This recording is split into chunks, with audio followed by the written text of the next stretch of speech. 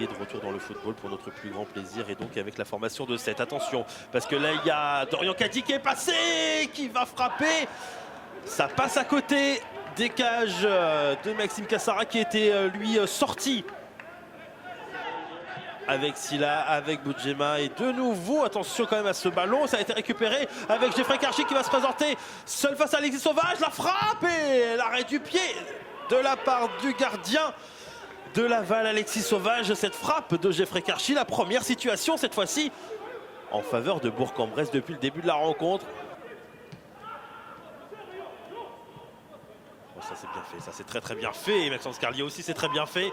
Ça va quand même revenir derrière une deuxième fois, peut-être une troisième fois. Est-ce qu'il va pouvoir armer? Il va pouvoir passer plutôt ce petit ballon avec l'ouverture du score ici.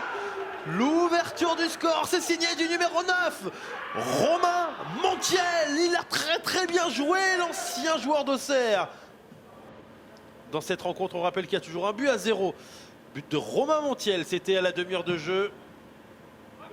Et le ballon qui va être récupéré de la tête et touché. C'est très bien fait. Et il me semble que c'est Maxime Cassara qui a touché ce ballon et non le poteau. Voilà, c'est la mi-temps ici au stade Francis Levasseur. Et donc ce score de 1 but à 0 pour Bourg-en-Bresse. Réalisation signée Romain Montiel. Il avait marqué un but. Pas contre la pire des équipes, bien au contraire, c'était contre le Racing Club de Lens. Attention, le petit centre, la tête, ça passe à côté des cages. La tête, la possibilité. C'était signé de Mohamed Ouada qui vient de faire son entrée en jeu. On repasse derrière, est-ce que ça va être envoyé dans la boîte? Finalement, ce sera pour Attic, c'est bien fait cette transversale. Le centre derrière, ça va être frappé, l'arrêt. Le très bel arrêt, signé Alexis Sauvage. Nouvelle situation, nouvelle opportunité, cette fois-ci en faveur de Bourg-en-Bresse.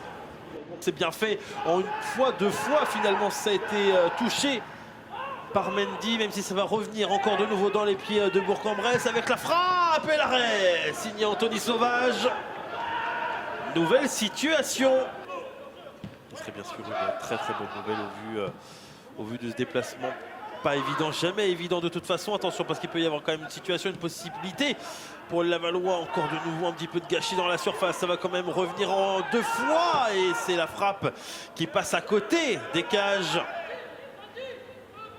Frappe signée de Edson Sédou de nouveau.